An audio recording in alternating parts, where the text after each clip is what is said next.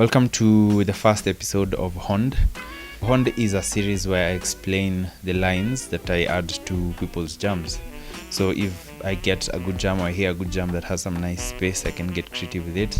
I do create some lines, and then I can see that the jam has now been honed. I'll be explaining the reasoning behind those lines. How did I come up with these lines? Why did I put them where I put them? etc. The first jam that I'm going to talk about in this series is the most recent jam I did. So in this jam, I added lines to Ivy's jam. Ivy Alexander is a pretty epic guitarist, so got one of her jams that she did the other day as well. It was a nice jam. It has some space. I could do some stuff on it, so I got it, added some lines to it, and I want to explain these lines and the reasoning behind these lines. But before I get to explaining these lines, I want us to just listen to her jam and hear how it sounds, so that you get the vibe of the song or the feel of the song before I added anything to it. So here goes her jam.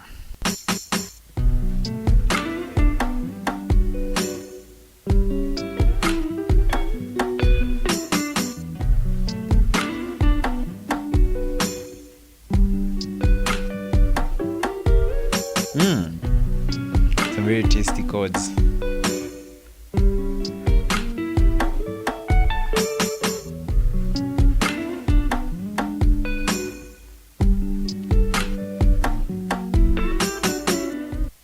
So that's the jam. That's what I was working with. I did 3 lines in the song. I did a melody line and 2 harmony lines.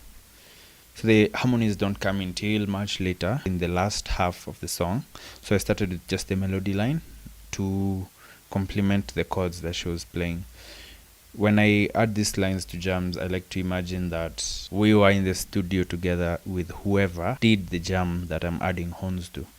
So of course, if we would have been recording the song together, we'd have arranged it in such a way that there's space for everyone, and our lines or whatever it is, our chords, well, of course I can't play chords, but my lines and their lines or their chords work together, in harmony.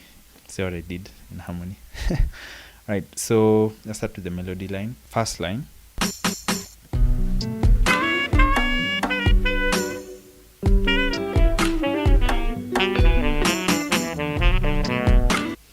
Let me just play the line only, the horn line.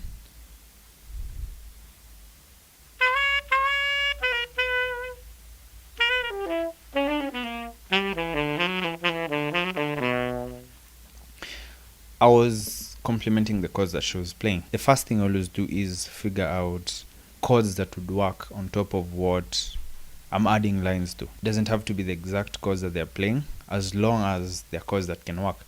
Then now I can build my lines based on those chords.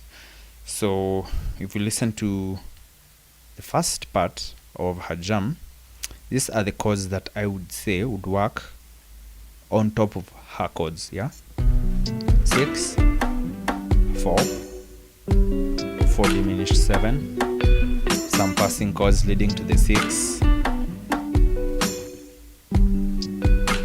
Right, so let me pick up from the 6.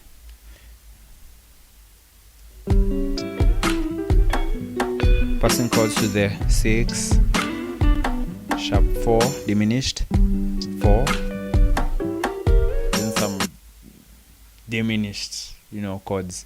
Actually, in that last bit, I wouldn't restrict myself to a chord, because what she's playing, if I play anything on that diminished scale, would work, because she's playing chords that are moving upwards along that scale. I started on a 7 just to create some tension, and then resolved to the 6. This is what that sounded like. That was a resolution to the 6, and then I kept going. That line is based on the diminished scale. Okay, she was playing a 4 diminished 7, and then the last part of that line, I based that part on the 6 chord because that's where I was going. It was a nice resolution for that bit. That was a descending line, so I started with higher pitched notes, worked my way down.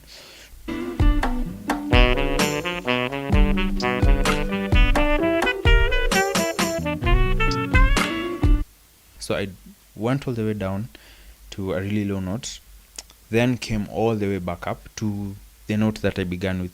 Let me just play her chords for that bit.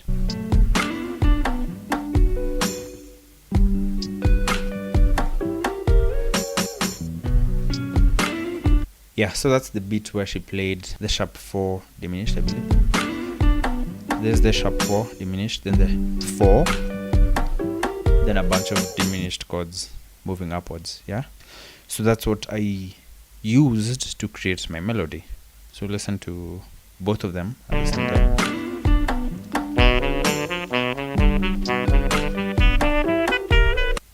That beat was based on the diminished scale that worked harmonically for that bit of the jam. Then I finished that part with a chord. It was a 3 minor chord, yeah, and I did it in triplets. Well, just because triplets sound nice.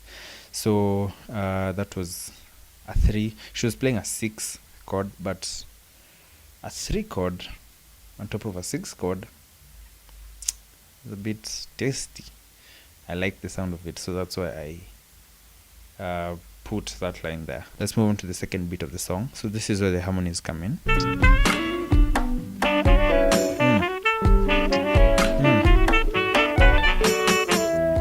Let me play them on their own.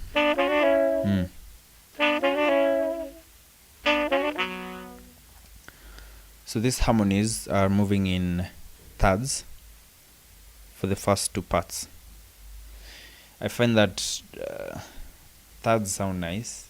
Human ear likes the sound of thirds, so I use them a lot in harmonies.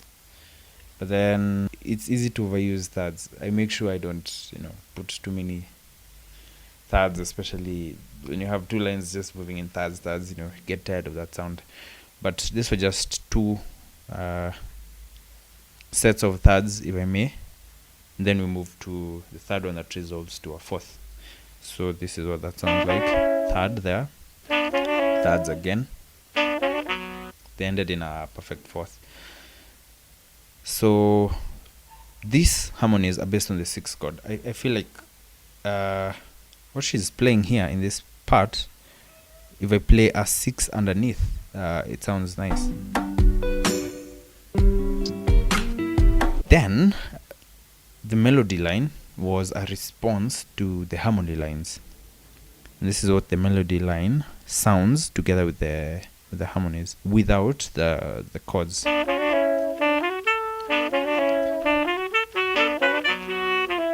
This is a call and response. I find it interesting because the harmonies are calling out and then the melody is responding to that. Then the last bit of that response, I altered the melody to complement a melody she was playing on the guitar. This is what I did.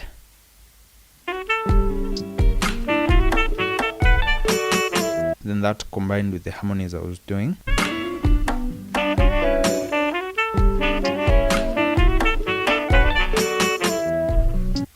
Then the second bit of this last half is pretty much the same. So I did the same harmony lines, didn't change a thing, and then I altered my response for the melody line to complement what she was playing. So let me just play you her melody at the end. Well, it's not really a melody, it's kind of a harmony that she played. Well, 2 melodies, that sound good together. So those are the lines that I wanted to complement. So this is what I did. Yeah, so that's pretty much it. Let me play the whole song.